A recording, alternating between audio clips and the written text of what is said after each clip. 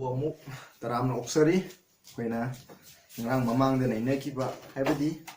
koina ceremonial sabat leibra leitabra haibasi manam dei koina nei nakhre koina mamang de yengkhre koina festival khara jusing festival hanba festival Passover lere mathangda feast of unleavened bread hamayaw de batan sabagi numitare ne koina masi sagani haje koina kana koina 15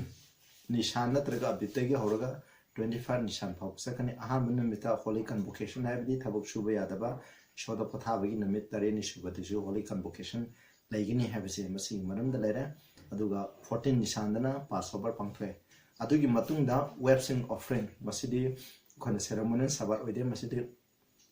koina 15 nishan habdi koina 15 nishan gi matung 16 nishan habsida mokogi first fruit ki mahi marum kharado pura kana shogi mamana masi khega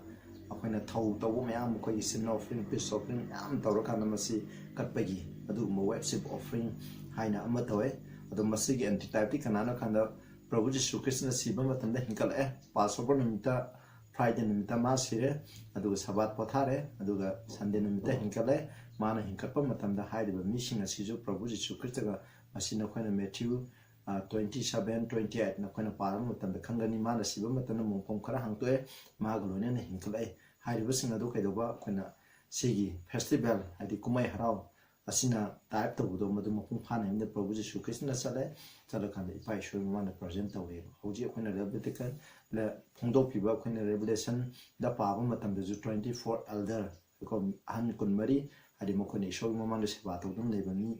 sing lay hai adu mokoi gi manung da koina khangai bible de gi anok koina bible da ni hingna sarga saki alaija saki adu go moses su mana sibede gi koina jutta pabu tam khangani aduna ma ju hingnaga pu khre mokoi lere adu ga sai gi sibede gi hingkat ki ba missing khara adu go loine kun mari na isho gi damo seba to duna ko hoji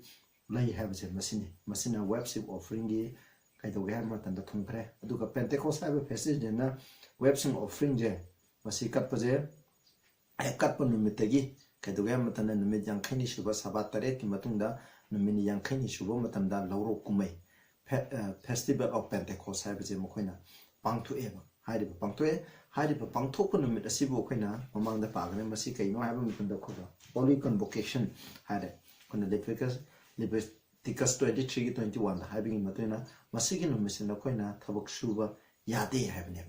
ado masi koina masi Act chapter 2-3 da masi mapung phagre Prabhu Jisu Krishna sire adu numit yangkhaini chap saba numita aduna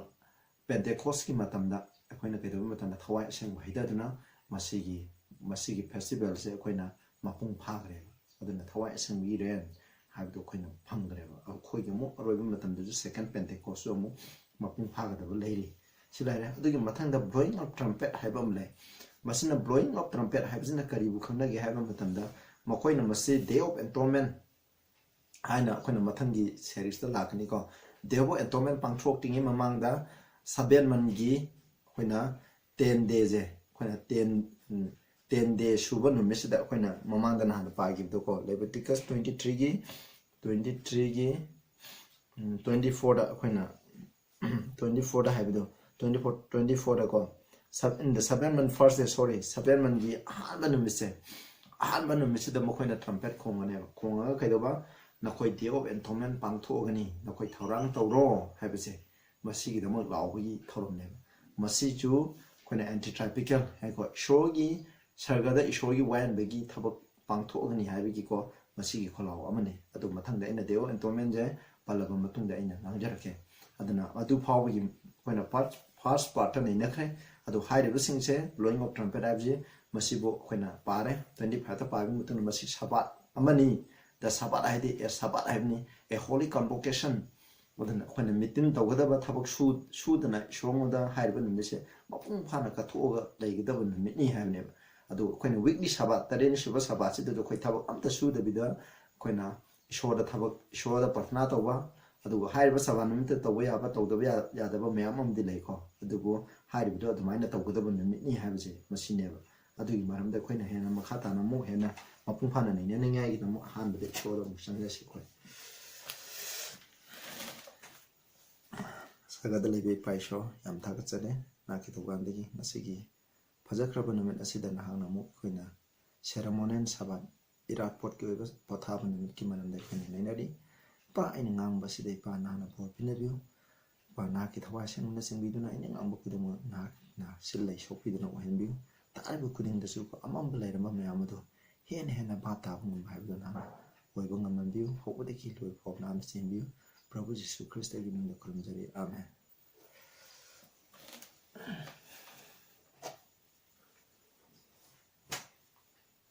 khoina mathang damu khoina nainarse khoina masina khoina blowing of trumpet Sabbath hairaga du khane adubu hairiba blowing 7 day gi 7 man gi ahaba numise basine basin numise thabuk amta suba ya basi mokhoina pi khraba niyom amane thabuk suba ya daba haibase masi Pothaba haina khoina khane aduga dewa atonement gi maram da mokhoina parse 27 dagi ai pajare ke ko basi 23 dagi ni 27 da muk pajare ke on the 10th day of this month haiba tha 7 month haiba tare suba masigi tare suba thagi numit tarani subada there shall be a day of atonement koina atonement hadi khogi pap kopi ba pap sengdok pi ba gi ko adugum ba gi numit amal lai gani habne 7 month gi 10 day da it shall be a holy convocation unto you masina khoi da ko asengba numit ama oigani ane sinau te ina sa da holy convocation hadi mayam tinaba thabuk suba yadaba Pothaba numit haina khane holy convocation hadi ga Sabbath hadi ga manai morumda you shall afflict your souls na khoi gi thawai da waza gadami offer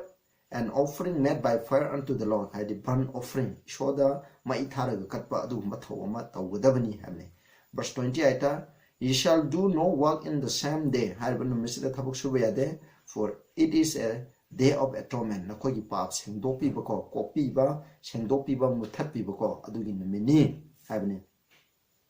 to make an atonement for you before the Lord your God ishogi mamang na khoi gi ishom na khoi gi namang na khoi gi pap to sengdoni ngai gi damak tani hane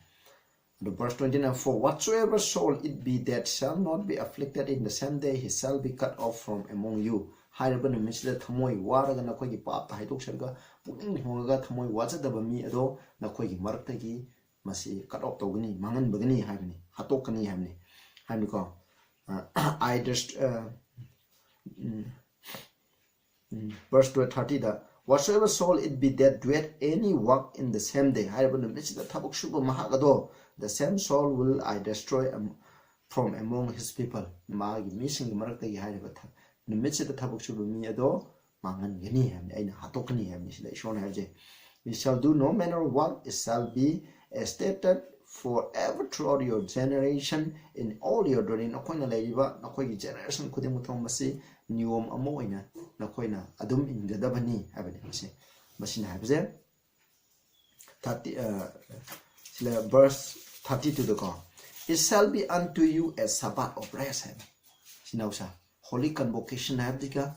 a Sabbath of rest haibga samane masi hairba numise tarena subagi tarane suba numise nakoida a Sabbath haibni Pothaba Sabbath yes Pothaba Sabbath ki Pothaba amo oigni haibni and ye shall afflict your soul in the 9th day of the month at even ko hairba numisigi 9 day gi even haibni 9 day gi even of the Bible gi matung den numit taba se from even to even haim ko numit taba am ding numit taba am se shona Genesis 1 haibgi matung numit ama haibse haweba ahin nungyai degi hode khoi numit taba am degi numit taba 9 man gi even hai taragadi kedo numdang numit taragadi khone numit tarani shubuda ore adudagi haibni ko at even from even unto even shall ye celebrate your Sabbath na khoi gi Sabbath haibse numit taba am degi numit taba mo khone ngakadam ne khone Jews singi festival nga pa ju mo khoi numit taba am degi numit taba mo ngaiba akoina weekly Sabbath nga ko ju numit taba am degi numit taba ngaiba aduna masida haibse Sabbath haina direct panbaje akoina ani lawre blowing of trumpet ju masi Sabbath mo oigdamni adugu masi ju khona Sabbath amani haibse ahan first month ju khona first month do adu ju Sabbath ni masi 7 month gi first month first day of Sabbath oire adu 10 day ju kamai Sabbath oine masi khenabje khona first day da lere first day je khona weekly Sabbath ta hara khana di 10 day je khona Sabbath kedum da taroi masi taro na koi count taro ne saban amde saban numitare ni adu first day je saban haigre 10 day jo saban haigre aduna hairiba numise day of atonement blowing trumpet se koi weekly saban numita takni have leite masi chuta taro sinawsa tabe taramba yai koi taramba yai ko first day koi blowing of trumpet se saban numita taramba yai na traga day of atonement saban numita taramba su yai ye token koi thokpa yai adubu madu thok traga jo hairiba numise masi koi tabuk suba yadaba pothaba numine aina mamangda haikre madu hairiba same day je koi juice na mokoina Passover mokoina pangthokkiba je adu masi koina kedo he madu ki same day sahi amata same day pangthokba je numi chamana ba numi je tarik ka numi ka chamana ba je lunar month have the koina lunar month ha di tha kuntra na semane sahi amda numi chahum humphuna laibne khoigi lunar month solar month di chahum humphumanga na trong putu libya laigana humputarung semen libya laitabana humphumanga na sembe adu haire ba je kheneba lunar mangidi sahi tamapan khudingi ko hairiba numi sem ta hantaki de hantaki khona Passover je hantaki date 10 da tai hana khalajeba date 10 da tai se masi sahi tram phalairaga hairiba date 10 gi khona irai numi da tai arju madu chap chana sahi tram phani matung da chap chap manana thokhneba mase aduna tabadi thoiba Numitsing chuman manaroi saban numi ta ama tare hana saban numi ta ama tadaba leru masi wiki saban manung da tabasu yai tadabasu yai sinawsa aduna sida haire verse 32 the action haire masidi keno it shall be unto you a Sabbath of rest Sabbath ko Pothaba gi Sabbath amani habi thabuk suba yadabe je masi Sabbath habi je Hebrew lo ne masi gi meaning di keno rest habine sida lere aduga verse 34 speak unto the syndrome is saying the 15th day of this masi lere aduna masi bo khoina day of atonement khoina masi day of atonement gi maram dana khoina khangi haragadi kanada yengani haba matanda khoina Leviticus 16 do aduna khoina phajana paba taragadi khoina day of atonement gi maram da phajana I mase khoina phajana khangbe hai masi gi maram da ju adu hojikti masi gi antitypical day khoina thok lebani masi gi maram da ina haijara roige masi koina sai amagi manungda juicingi ko saben mangi 10 day je masi mokoina sai khudingi calendar naina masi day of atonement na phangte hoji chu judaism chappa kanguna koi manipur da ju yam lei judaism chappa kanguna di haiba festival singa se adum ngaktuna leiribne christian khoini di ngaktre mokoi di prabhu jisu krishna ekhoi gi damu last bkf je mokoi yada maramna mokoi di ngaktre adu bu haiba day of atonement ju pangthu iba hoji haiba day of atonement je pangthu po matam da masidi keno sanctuary haiba ne yam loina detail paro sanctuary haiba de khona tabernacle haide laisang aseng ba laisang moksigi matam da khona Exodus 25 26 27 28 29 30 31 da kamaina sengani mai gi pada kamai seng ne yum kamai seng ne haiba sanctuary haiba je tabernacle haiba je khona ka ne seme ado marang mayung chau cha mana ba ka ne sengani amana holy place haven aseng mafam amana most holy place haiba mafam mo legini haire bje holy place di mokoina pato bisin offering no mi khuding kat paching do holy place ta lakhani mokoi parda ama khaini parda du da mokoi priest na ko mokoi ilupaga parda du ka apani sumaina sai gi oina thore haire bo pa myam puna maki oina sanctuary sing do pagi no mise haire ba khoina saben man gi 10 days da theo atonement haire bje no mise pang tu eba haire bo no mise da kaido matanda ahan bada mokoi priest aduna purohit mako khatana no holy place shogi laisang leiba shogi tenka shogi throne leiba ko adu agop ka binang gi mafum da thambane adu gi mamang da sei manung da sangne ba madu sang gi pangthok gi sengdok gi thabak to adu ten kamame mathak shogi throne leigini nakalani da kerobi manina leigini adu da madu gi agop ka binan haini adu makha da ten kamame thangani hail ba je sei manung da amakhat sangne ba purohina sangding da magi da mahanasin offering tawani sala bakat kini adu tawni masa sengdok charba matungda makoi mi gi dama khoina hameng laba hameng ani ko laba ani hi god haiba mokoina hameng ani porokani amana ishogi amana step god haigini ishogi tabuduna mana hatkini halaba matungda madu ido purakani holy place sanga kanda ten kamamen leiriba du mathakta ishogi marsi sekki mamanda khikani hiba matungda khoina mamanda leikire ishogi ten kamamena kari darkha leiba khoigi life je kai de lo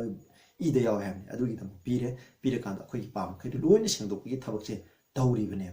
adu masi gi thabak che tawe adu ga ama lemori budana scapegoat hai adudana khona tawriba pa ke maram kai loi sirani mi tadam phom da puthok madu bunai khoina saitan bu khangai haire je kaina khoina masigi antitype keno khoina millennium haiba ai da ju millennium haiba ma topic ama revelation 20 da base of millennium power on part 2 lebini ada yenga ju khangni haire bu da fulfill oi khani aduga khoina masine masigi tawbigi thabak che masine masida ai bazarake and the Leviticus 16 gi ko 31 side apara ke ko khoina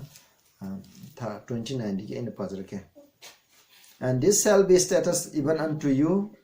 in the, that in the 7th month on the 10th day of the month ye shall afflict your soul and do not work at all, whether it be of your own country or of a stranger that sojourn among you. Nakoi marakta laiba nakoi nasama ki orju hariba 7 mangi tarani shuba jira nakoi thabak amata shuba yaroi havni. For on that days shall the priest make an atonement for you. Priest na high priest na nakoi ki nama pap sengdok ki thabak tawani to cleanse you nakoi bu sengdok na ba ikoi pap to tagi sengdok na ba that ye may be clean from all your sins before the Lord. Nakoi na pap to gi ba matam chahi gi nakoi na transfer to ne ba koi na pada manung da transfer to di so koi na pap to gi koi tawai shi ne have do koi gi mota kai na ep bane ep do koi gi mota kana sa du gi koi na ep bane ba adu aroi ba matam da koi na Prabhu Jesu Christ na koi gi da ep raga pap sengdok gi thabak se thari ne sumai to gana nakoi plap thai man ga amwai sengto adu bu matam da na koi na papung hong da mi ngai du de shona nam hatok pi kirani ko masine 31 that it shall be a Sabbath of rest unto you heavenly hide but day of atonement in the Mrs. Sabbath ni hai ko and you shall afflict your soul by a status forever heavenly matam nyo mama gi matun hide the Sabbath many heavenly adun hide the Sabbath mise sayon gi tare ni shubida tada adum tagni have late taram ba yai taram da ba yai adu bu masi tha amagi tare ni shuba thagi tarani shubun mita pangthokani han hozik masi gi antitypical day je khoina sarga da khoina masi pangthoi masi de khoina masi maram no madane na ner pom matam da Daniel 8:14 adu na ner pom matam laina masi maram da pazana explain tawge masi gi da maktadi khoina slere adu na hai riba dio atonement je masi pangthokon mesi asibu ceremonial Sabbath haina khaneba Bible na haibini es Sabbath haibini sinausa es Sabbath haibidi thabak shuba yadaba haibini masina laire masi malare mathang da muksalaje masi ceremonial Sabbath ne sinausa masina meje thabak shuba yabna te Jewish adom pangthokwa numine adu mathang da mo khane salaje aduna mathang gi festival haitare aroi bagi festival haita masina taruk shuba festival ne aroi bagi festival adu to salaje 34 da imu pazara again. Speak unto the children of Israel, saying, the 15th day of this 7th month, hariba tarini shuba thagi taramangani shuba numise, masigi thagi taramangani shuba numise, shall be the feast of tabernacle for 7 days unto the Lord. Amen. Aduna tabernacle habdi khana jum ten na jum saraga ko matugi kumai haitare then harau kumai gi numito feast of tabernacle haina khanai masina khoina feast of week haru khanai masi pangthokada bani haibani masi taram ngani shubada on the first day shall be an holy convocation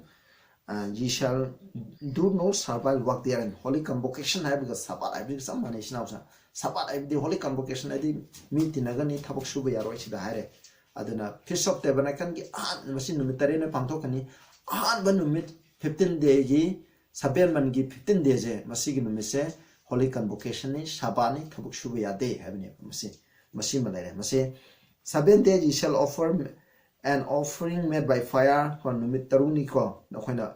pangthokani ade burn offering do ko sa punamuk to punna mai tharaga isonganda tapa do pangthokani on the 8th day shall be an holy convocation ade numini pani shubadu ko nakhona holy convocation nakhona pangthokani haibneba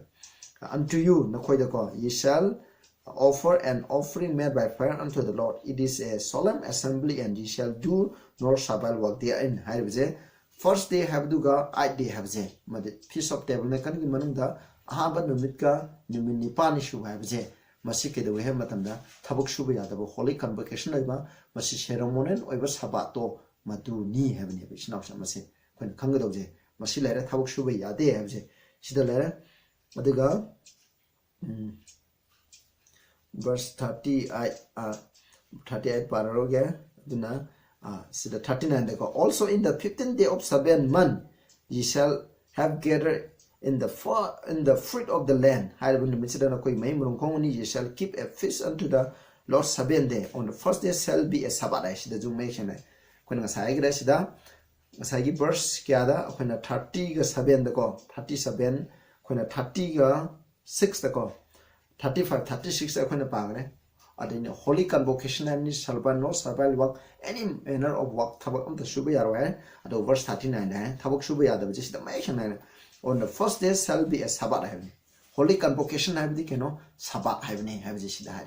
Sidako on the 8th day shall be a Sabbath. Nipani shubanam to Sabbath amani heaven. It never say the Sabbath heaven. Masina the Sabbath hide. The Sabbath hide it points to the weekly Sabbath. Adun 7 day Sabbath have the aduna point to must the 7 day Sabbath right there must the a Sabbath have never. Pothaba numit amani have ni masi. You shall take on the first day the boughs adu arba numita kaidogani boughs of goodly trees, branches of palm trees, and the boughs of thick trees and willows of the brook, and ye shall rejoice before the Lord your God. 7 and numitareni harba numisina arba numisina na koi sing the salani utsan masa u masa je purani ka ani na koi kem sagani mukoi ten wena ko dambu na khalaga yum sagani harba du mukoi na usa mana gumba u horiba moi matam du da lai horiba u sing du na kupsan gane ba madu mukoi je hao na ko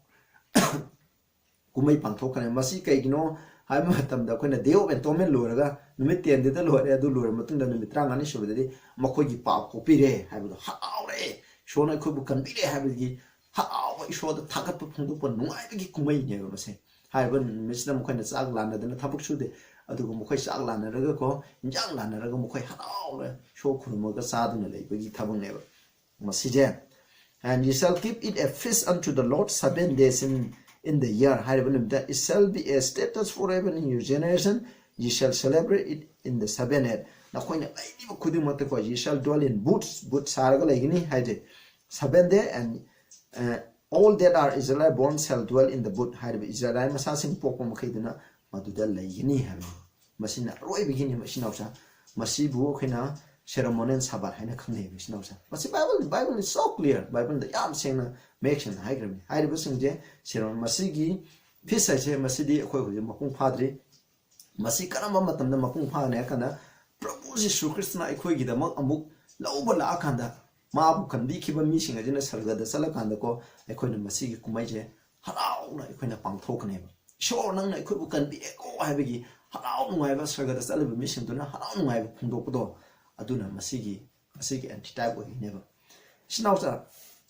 aduna Bible is so clear. When chuchin reality kanawa kona denomination karana di 7 days Sabbath di cross to pukre Prabhu Jesu Christ sib da loi kre Colossians kasai 2:16 do da makoina point to greba.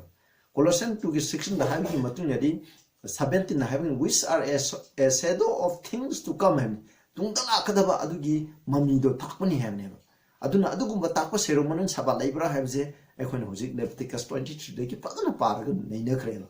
hai do khona ahamba samlamna haiba matamda ahamba gina Passover ko khona Passover gi jide khona holy convocation ni haide ado masi oidraga su ko khona Passover gi matamda unleavened bread habse unleavened bread pakso base masina first month gi khona 15 day ga 21 day ga ahamba numit tari ni shuba numit se masi holy convocation Habidi shogi the Mux Habab Mini, Tabuk Suba Yadham, Masi Chayolgi, Haptag Manin the Tabe, Tadabe.